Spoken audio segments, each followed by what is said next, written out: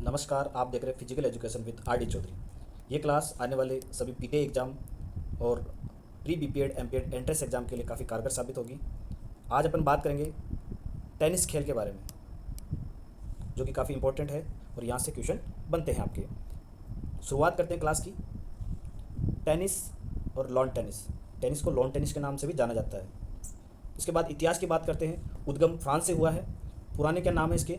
जू डे पॉम, जिसको हथेली का खेल भी कहा जाता है, और दूसरा नाम है स्फेरिस्टिक। वर्तमान स्वरूप इसका देने का श्रेय किसे जाता है? टेनिस को वर्तमान स्वरूप दिया मेजर वाल्टर विंगफील्ड ने 1874 में। 1872 में प्रथम लॉन टेनिस क्लब की स्थापना हुई थी। विम्बलडन प्रतियोगिता इंपॉर्टेंट प्रतियोगिता है। शुरुआत कब हुई? 1877 में। किससे संबंधित है? टेनिस से। सबसे प्रतिष्ठित प्रतियोगिता है विम्बलडन प्रतियोगिता। उसके बाद बात करते हैं डेविस कप की, जो कि 1900 में स्टेब्लिश हुआ। टेनिस का विश्व कप कहा जाता है इसे। टेनिस का विश्व कप किसे कहेंगे? डेविस कप को। क्वेश्चन आता है डेविस कप का संबंध है, काफ़ी बार पूछा गया क्वेश्चन है डेविस कप का। तो डेविस कप का संबंध किससे है? टेनिस से है। और ये केवल पुरुषों के लिए आयोजित होता है। डेविस कप किसके लिए आयोजित होता है? पुरुषों के लिए। आईटीएफ की बात करते हैं। आईटीएफ की फुल फॉर्म है इंटरनेशनल टेनिस फेडरेशन, जिसकी स्थापना हुई 1913 में। इसका मुख्यालय लंदन में। एआईटीए, इसकी फुल फॉर्म है ऑल इंडिया टेनिस एसोसिएशन, स्थापना हुई 1920 में। मुख्यालय इसका दिल्ली। ओलंपिक में टेनिस की बात करते हैं तो ओलंपिक में टेनिस भाग बना हुआ है 1896 से। जब से ओलंपिक शुरू हुआ तब से ओलंपिक का पार्ट है। पूर्ण पदक की बात करते हैं तो पूर्ण पदक के रूप में इसको शामिल किया गया 1988 के सियोल ओलंपिक से। नियम की बात करते हैं। नियम में टीम की बात करेंगे। सबसे पहले टीम होती है इसमें सिंगल, डबल और मिक्स डबल। सिंगल में एक ही खिलाड़ी होता है, डबल में दो खिलाड़ी होते हैं, मिश्रित युगल में होते हैं आपके दो खिलाड़ी, लेकिन एक उसमें होगी महिला और एक होगी पुरुष। स्कोर की बात करते हैं। इसमें पॉइंट टेबल कैसे चलती है? कोई भी पॉइंट न हो तो उसको बोला था लव या जीरो। उसके बाद जब पहला पॉइंट होता है तो वो होता है 15 अंक का, दूसरा पॉइंट होता है 30 अंक का, तीसरा पॉइंट होता है 40 अंक का, चौथा पॉइंट होता है गेम। तो ये क्वेश्चन आया हुआ है कि निम्न में से टेनिस में पॉइंट होता है, तो 15, 30, 40 गेम, ये संख्या आपको आ जाए तो ये किससे संबंधित हो जाएगी? आपके टेनिस से। और इससे अलग हटके कोई नंबर देता है तो वो आपके हो जाएगा दूसरा। ड्यूज की बात करते हैं। ड्यूज होने पे अगला एडवांटेज कहलाएगा, अगला जो पॉइंट मिलेगा वो एडवांटेज। और ड्यूज होने पे विजेता कब माना जाएगा? जब कोई भी टीम लगातार 2 अंक प्राप्त कर ले तो वो विजेता घोषित होगी। टाई ब्रेक की बात करते हैं। टाई ब्रेक में जो पॉइंट चलते हैं वो कैसे चलेंगे? 0, 1, 2, 3 कंटिन्यू ऐसे चलेंगे टाई ब्रेक में। नॉर्मल मैच में चलेंगे आपके 15, 30, 40 और गेम, ये चलेंगे आपके नॉर्मल। लेकिन ड्यूज करके पूछ ले आपसे तो फिर चलेगा कंटिन्यू। 6 बार बराबर होने पर 2 अंक लगातार प्राप्त करने वाली टीम क्या होगी? विजेता होगी। सेट की बात करते हैं। बेस्ट ऑफ 3, बेस्ट ऑफ 5 खेला जाता है, लेकिन बेस्ट ऑफ 5 सिर्फ एक कंडीशन में खेला जाता है, ग्रैंड स्लैम प्रतियोगिता में, और वो भी पुरुष एकल प्रतियोगिता में। उसके बाद एक सेट में आपके 6 गेम होते हैं। एक सेट जीतने के लिए 6 गेम जीतने जरूरी होते हैं, और उसमें भी 2 का एडवांटेज होना आवश्यक है, यानी 6-4। सर्विस की बात करते हैं। प्रत्येक गेम में सर्विस दाएं कोर्ट से शुरू की जाएगी। कौन से कोर्ट से? दाएं कोर्ट से। ये दायां कोर्ट है, यहाँ से आपकी सर्विस की जाएगी। और आपके बैडमिंटन में सर्विस कैसे करोगे आप? बैडमिंटन में जब आपके पास सम संख्या हो पॉइंट की तो आप राइट कोर्ट से करोगे, और जब विषम हो तो आप करोगे बाएं कोर्ट से। फुट फॉल्ट क्या होता है? बेस लाइन को छूना या बेस लाइन के अंदर पैर चला जाना सर्विस करते समय, वो कहलाता है फुट फॉल्ट।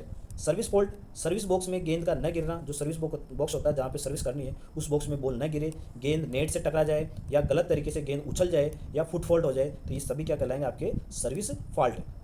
उसके बाद का लेट। लेट में क्या होता है? सर्विस करने के बाद कोई भी बाधा उत्पन्न होती है उसको कहते हैं लेट। लेट आपको दोबारा सर्विस करने की अनुमति देता है। मैदान की बात करते हैं। मैदान में जो लेंथ होती है आपकी वो होती है 23.77 मीटर, और फिट में हो जाएगी 78 फिट। चौड़ाई एकल के लिए, सिंगल के लिए चौड़ाई क्या रहेगी? 8.23 मीटर, 27 फीट। डबल के लिए होगी 10.97 मीटर, 36 फीट। ये आपके कोर्ट का मेजरमेंट है, इंपॉर्टेंट है। सर्विस बॉक्स की बात करते हैं। लंबाई इसकी होती है 6.40 मीटर, 21 फीट। चौड़ाई होती है 4.11 मीटर, 13.5 फीट। इस प्रकार का कोर्ट होता है। ये होती है आपके बेस लाइन।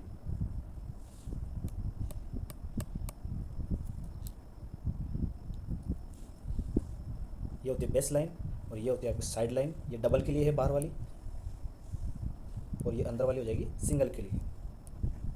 ये होते हैं आपके service box, centre service line ये वाली।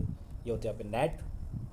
सिंगल के लिए आपका कोर्ट का जो विड्थ होती है 27 फीट यानी 8.23 मीटर, और डबल के लिए हो जाएगी आपके 36 फीट यानी 10.97 मीटर।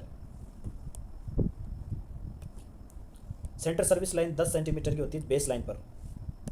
यहाँ पे होती है ये सेंटर मार्क। अन्य लाइनें आपके 2.5 से 5 सेंटीमीटर तक। नेट की बात करते हैं। नेट की जो लेंथ है, लंबाई है, वो टोटल रहेगी 10.97 मीटर, जो कि डबल की विड्थ भी है। जो डबल की विड्थ रहेगी वही आपकी नेट की विड्थ रहेगी, लंबाई रहेगी। उसके बाद ऊंचाई की बात करते हैं। केंद्र सेंटर में नेट की ऊंचाई रहेगी आपके 0.914 मीटर, फिट में 3 फिट। पोस्ट पे रहेगी 1.7 मीटर, 3.5 फिट। बैडमिंटन में नेट की ऊंचाई रहेगी सेंटर में 5 फिट और पोल पे रहेगी 5.1 फिट बैडमिंटन में। टेनिस रैकेट की बात करते हैं। टेनिस रैकेट की कुल जो लेंथ होती है टोटल, वो होती है आपके 73.7 सेंटीमीटर यानी 29 इंच। चौड़ाई इसकी जो विड्थ है वो होती है 31.7 सेंटीमीटर यानी 12.5 इंच। प्लेइंग क्षेत्र जो जाल वाला एरिया है उसकी बात हो रही है, रैकेट में जो जाल का एरिया होता है उसकी बात हो रही है। 39.37 सेंटीमीटर, 15 इंच लंबा चौड़ा होता है ये, 29.21 सेंटीमीटर से 11.5 इंच। रैकेट में जो ग्रिप होती है इंपॉर्टेंट है। कितनी प्रकार की ग्रिप होती है? 4 प्रकार की। Four hand grip, back hand grip, उसके बाद आती है कॉन्टिनेंटल ग्रिप, ये इंपॉर्टेंट है कॉन्टिनेंटल वाली। फिर आती है चॉपर ग्रिप। रैकेट का जो वजन है पुरुषों के लिए वो है 382.7 से 397 ग्राम, औंस में हो जाएगा 13.5 से 14 औंस। पूछा गया क्वेश्चन है औंस में। महिला वर्ग 368.7 से 382.7 ग्राम, 13 से 13.5 औंस, ये भी पूछा गया है। गोल पोस्ट की बात करते हैं। गोल पोस्ट की हाइट क्या रहेगी? जो कि साइड में नेट की हाइट है वही रहेगी 1.07 मीटर।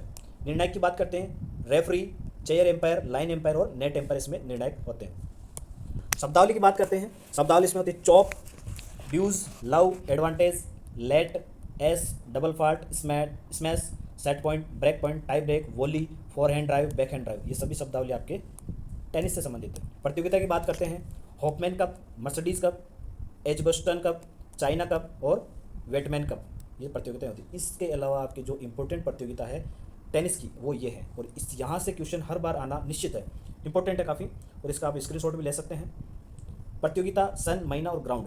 प्रतियोगिता कौन सी है? ग्रैंड स्लैम में 4 प्रतियोगिताएं होती है। ग्रैंड स्लैम का संबंध किससे है?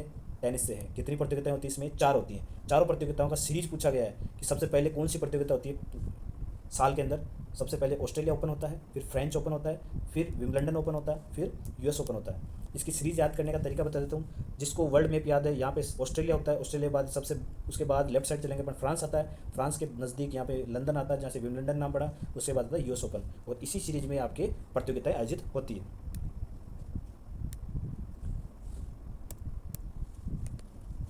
बात करते हैं प्रतियोगिता की। सबसे पहले ऑस्ट्रेलिया ओपन की बात करेंगे।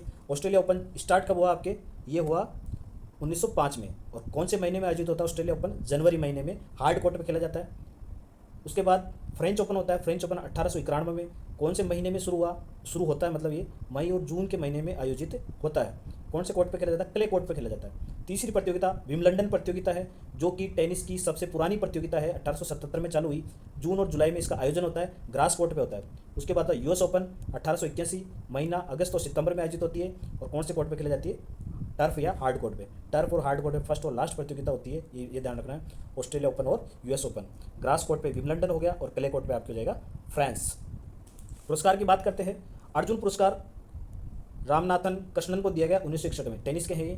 राजीव गांधी पुरस्कार लिएंडर पेस को 1996-97 में, काफ़ी इंपॉर्टेंट नाम है लिएंडर पेस जो कि 1996 के जो अटलांटा ओलंपिक हुआ था उसमें कांस्य पदक जीता था, इंपॉर्टेंट क्वेश्चन है। फिर आती है प्रसिद्ध खिलाड़ी जो कि टेनिस से संबंधित है, वो कौन कौन से हैं?